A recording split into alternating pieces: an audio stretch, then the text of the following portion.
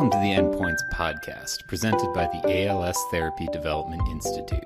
I'm Jonathan Gang. One of the most common misconceptions about ALS is that it only affects older white men. In reality, the disease can affect anyone of any age and of any ethnicity. Many Shades of ALS, a team within the I AM ALS organization, is working hard to dispel some of these misconceptions. Their mission is to bring attention to people of color living with ALS and the unique challenges they often face, as well as providing resources for their mental, physical, and social well-being. Juan Reyes is a veteran living with ALS, an advocate, and co-chair of the Many Shades of ALS team. Lakeia Nard is a member of the team who lost her son, King Nazir, to a rare form of pediatric ALS, and also runs her own nonprofit, Melanin Children Matter. Today, on Endpoints, they both join us to talk about how the team came together, its mission, and how the ALS research and medical communities could be better serving people of color with the disease.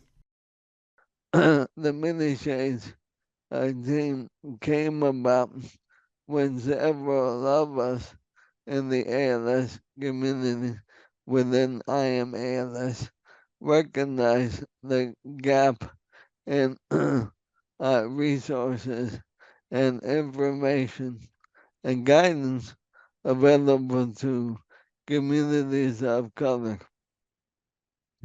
It is often said that there is a misconception that ALS is a older white gentleman's disease, and many of us quickly discover that ALS does not discriminate based on anything.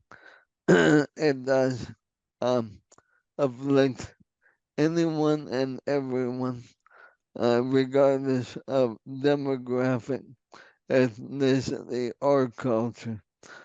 And as we grow better at advancing the science of diagnosing ALS, we're discovering that the diversity of ALS is much broader than we ever expected. And that is the main focus of the team, which is to bring awareness and effect change in the services available to and offered for communities of color. We try to reach out and partner with organizations that are focused on reaching communities of color. For example, we have collaborated with Black in Neuro, which is an organization that advances the professional aspects of individuals that work within the neurosciences and neurological fields in the hopes of educating not just them but the community at large with respect to the challenges that, for example, individuals that are Black or African American might face with respect to internal cultural biases and external biases that can often create obstacles in accessing timely care and services.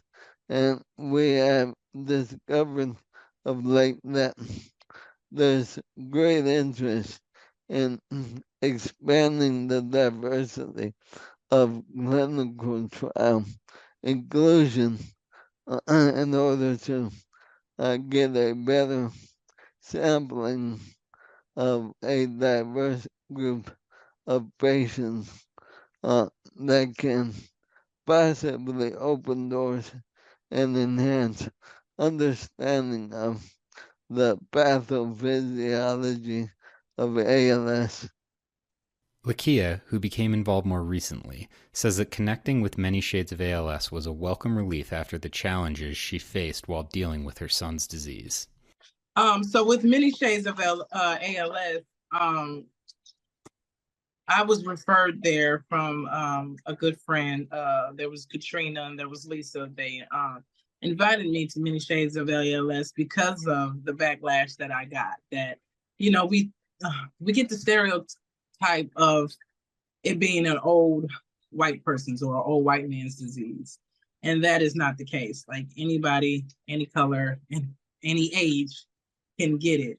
So when I came to these support groups for ALS, they were in there and they contacted me and was like, well, you know, I Am ALS has Many Shades of ALS. And so I came there and I felt a little better, felt comfortable. They welcomed me. They were, you know, so gracious. And I thought it was so awesome that they had a section that really dealt with people of color that has these type of diseases, because we're also, we you know, we don't have the access to healthcare that where, you know, other people may have the ability to have. We don't have, you know, we have healthcare qualities, you know, implicit bias, maternal mortality, chronic diseases, clinical trials, pain management, mental health, that we're always just, you know, I guess say 10 steps behind. We're not really taken very seriously. There's really not much research given to us. We're not properly taken care of or managed. So I thought it was pretty awesome to be able to be in a space where I could feel a safe space. In addition to her involvement in Many Shades of ALS, Lakeia runs her own nonprofit, specifically aimed at childhood rare diseases like pediatric ALS. So what we do at Melanin Children Matter, again, we're building a research team that could really focus on childhood rare diseases. And we're starting with my son King Nasir's disease, which is the SBTLC2. Also other things that we do is, I did mention we do give micro mini grants and resources for autism, but our main focus is pediatric ALS, early access to whole sequence gening, and dismantling racial disparities within the medical field. So in my journey with my son, him being diagnosed, there was a lot of backlash. There was a lot of I'm a scammer. There was a lot of I'm a liar. To the point where it got to the doctor forums, and my neurologist had to speak out and say, that's my patient. She's not a liar. Her son does have pediatric ALS. So it has been a fight when you're dealing with something so rare. And when you fly out to the NIH and they tell you that your son is going to die, they don't give you any resources when they send you home. They just tell you to enjoy your loved one. And they ask you questions to get you prepared. Like, do you want them to live on machines and this and that? And there was no resources. There was no comfort. So I felt real alienated. And then, like I said, in the journey of trying to find, he was misdiagnosed 3 times. So having access to whole genome sequencing can get you a diagnosis earlier than 3 to 5 years, which for people of color, we are often, we're 3 to 5 years late in being diagnosed compared to another race. So that was, I was fortunate enough to have a neurologist that was of color, and she pushed until she found an answer. I was real adamant about the answer, because every time she told me what he was diagnosed with, I went and I researched it to the core, and I'd go back to her. I'm like, no, I don't think that's what he has. And so she'll have to redo her search, and she's like, you're right, that's not what he has. So and with what he had, it looked so similar to muscular dystrophy and SMA and SNARVs. And so had he got access to the whole genome sequencing, all of those steps could have been avoided. with the misdiagnosing and getting to these treatments a lot effectively, more effectively. Juan says that one of the Many Shades team's primary goals is to bring attention to disparities like these, which he says lead not only to lower quality of medical care for people of color, but also to reduce participation in clinical trials and ALS research. It's a bit of a challenge to begin with, because with respect to research, it is difficult to build participation in clinical trials to begin with, because the pool of patients is greatly decreased due to the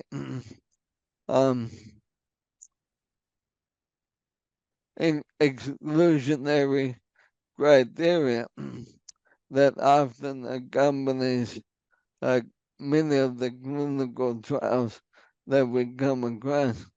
And typically, researchers would like to have a somewhat healthy ALS patient.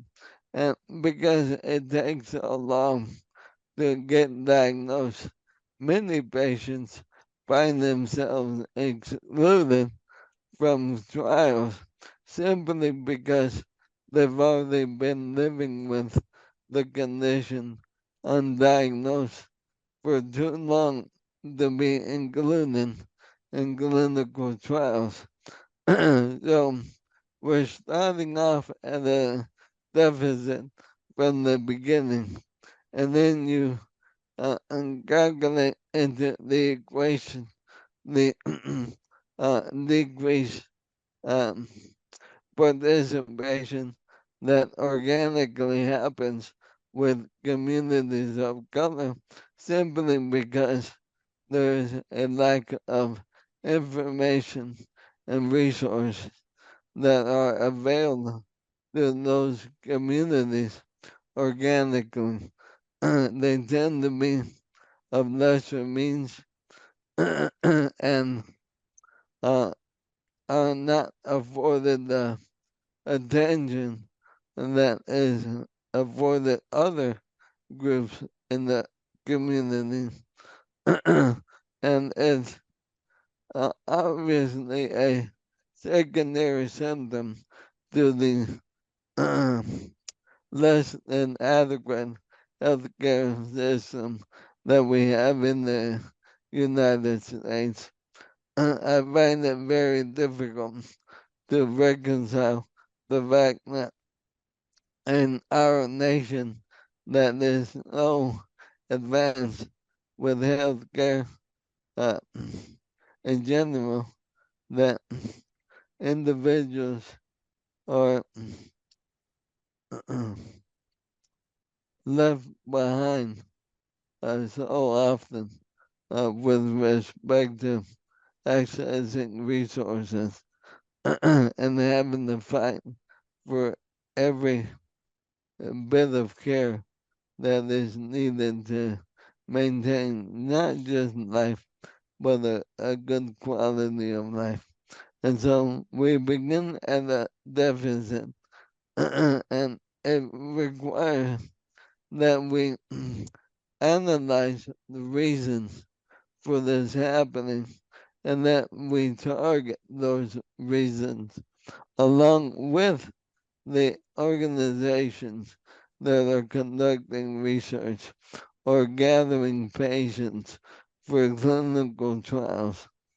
And it is imperative that we, members of communities of color, be included in the conversations that build clinical trials and research models in order to influence the diversity from the very beginning, at the onset of any research that is going to take place. I personally believe that research advocacy is a big part of the Many Shades of ALS team's mission, but they also prioritize providing help directly to people of color affected by ALS. Juan says that mental health is one of the group's top priorities, and the focus of much of their recent outreach to the ALS community.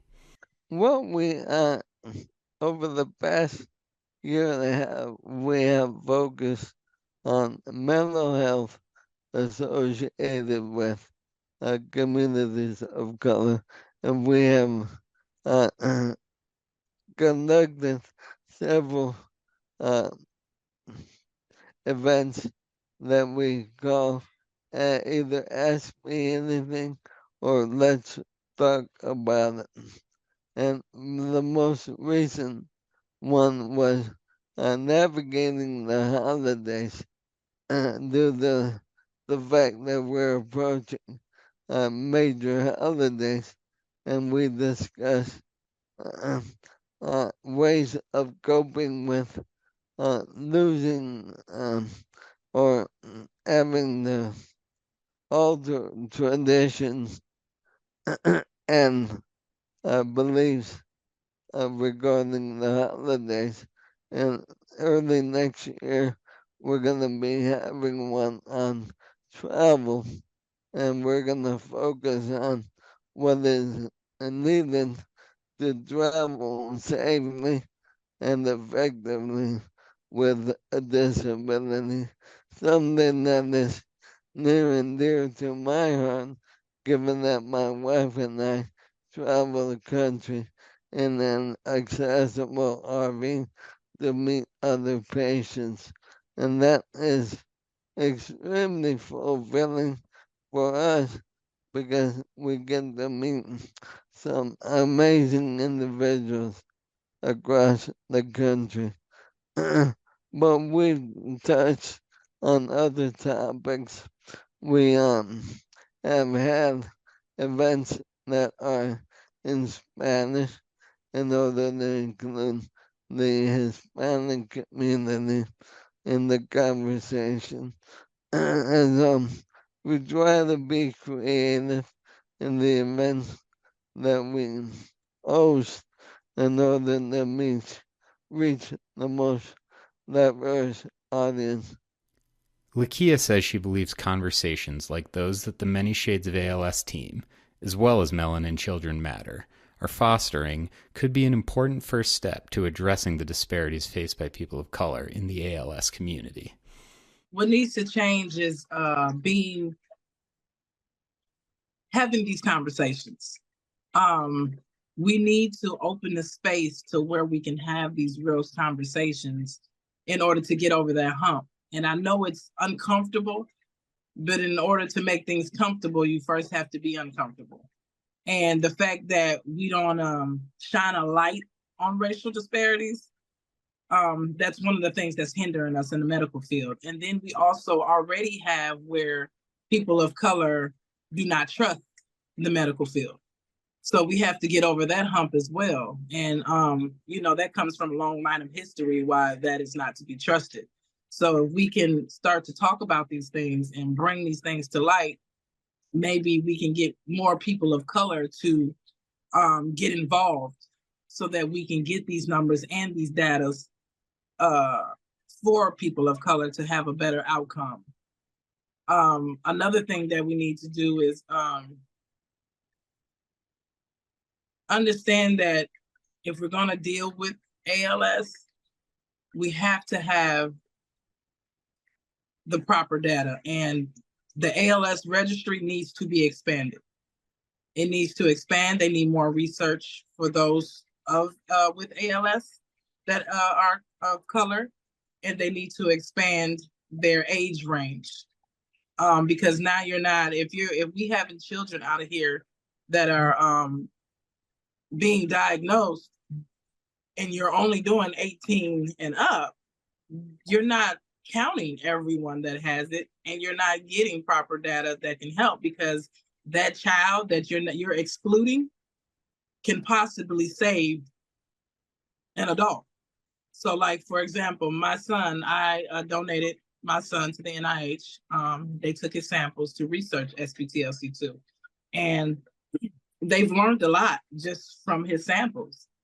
So I strongly believe that it would be a younger generation. It would be someone with juvenile or pediatric ALS that will save ALS. To learn more about Many Shades of ALS and how you can get involved, visit iamals.org/action/many-shades-of-ALS. To find out more about how you can support Lakeia's mission and Melanin Children Matter, visit melaninchildrenmatter.org.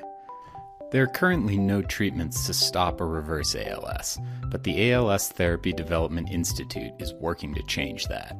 ALS TDI's ARC study aims to learn about ALS by collecting data from people around the world with the disease. If you're living with ALS, you can participate in the ARC study from home and help inform ALS research. To learn more, visit als.net/ARC. Thanks for listening.